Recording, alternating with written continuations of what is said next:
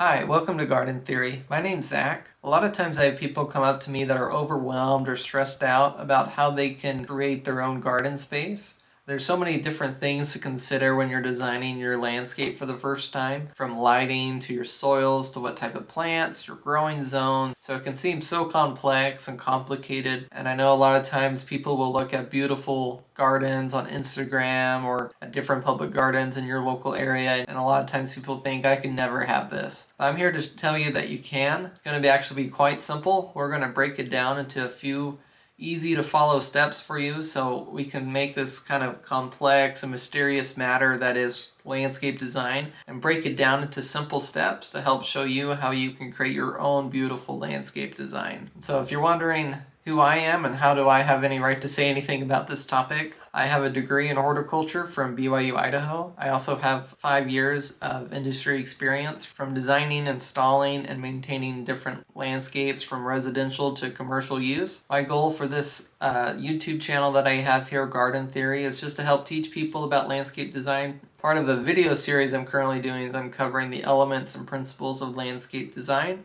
And so in this video, we're going to be talking about shape and form. In our last video, we talked about lines. So if you want to go watch that before you watch this one, you're more than welcome to. I'll have it linked right above my head here. Hi guys, I'm here at Memorial Park in Bentonville where I live. And I'm here to showcase some of the really fun ways that they use shape here in this park. So right now where I'm at, as you can kind of see behind me, is there's this circle formation of these cypress trees that go all the way around in a circle surrounding this bed right behind me in the center. And so this becomes kind of an enclosure of a space.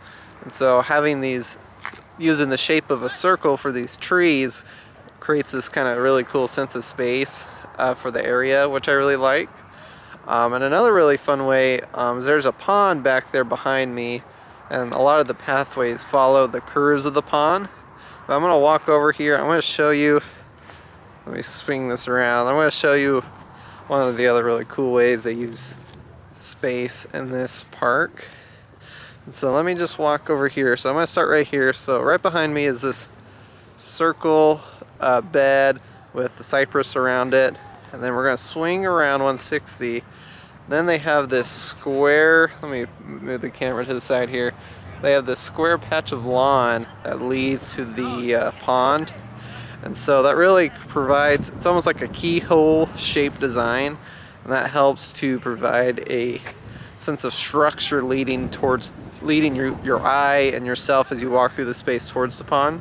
So that's one way you can use shape to create senses of enclosure and privacy, and then out into an open formal space in the front. So that's just a fun way you can use shape, and I hope you enjoyed this.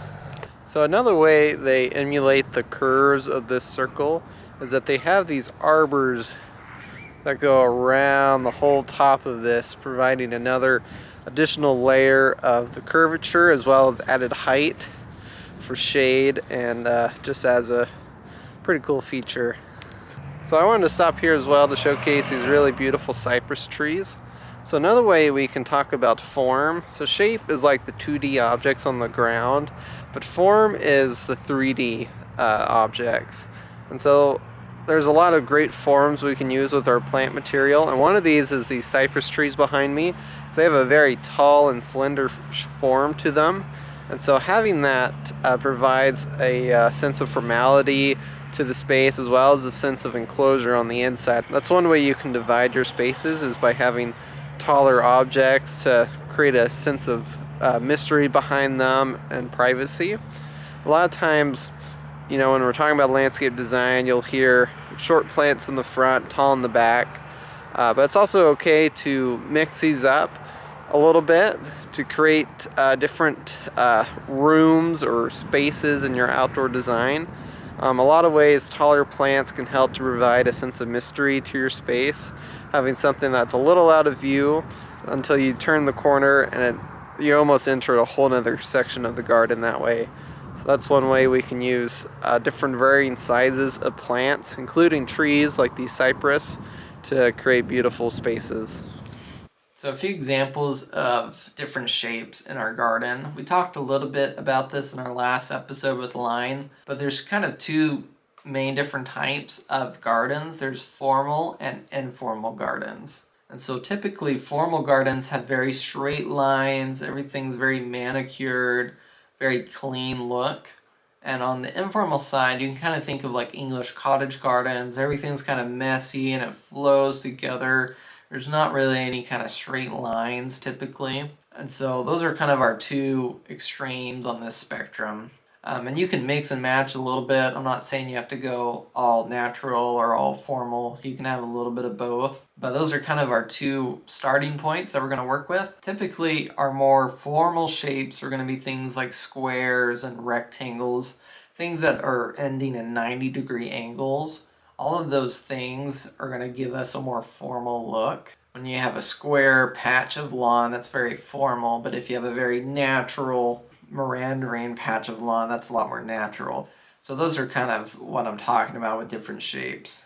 And for our naturalistic shapes, those are things like circles, and just kind of naturalistic forms or blobs, A lot of times you'll see, even on big projects, you'll see if, like, for example, if you have a pond or a stream, you can have the path match the meandering position of that stream. So that's one way you can emulate the natural forms that you already have in your backyard. You can also have it follow the tree line, all those kind of things. If you're replicating nature, that's typically going to give you a more naturalistic feel, having the curves, things really soft. And so typically you're not going to have a whole lot of harsh angles or anything.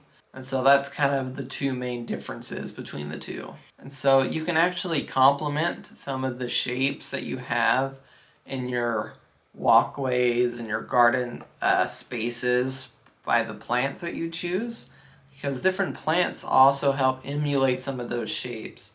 For example, alliums with their circle flowers on those stalks can help give that circle form into your space, especially if you have different circular pathways. Those alliums kind of help repeat that pattern. You can also have things such as hydrangeas with their big mop head flowers that are really beautiful. So you kind of want to keep in mind the different shapes of flowers. You want to have a diverse amount of different shapes.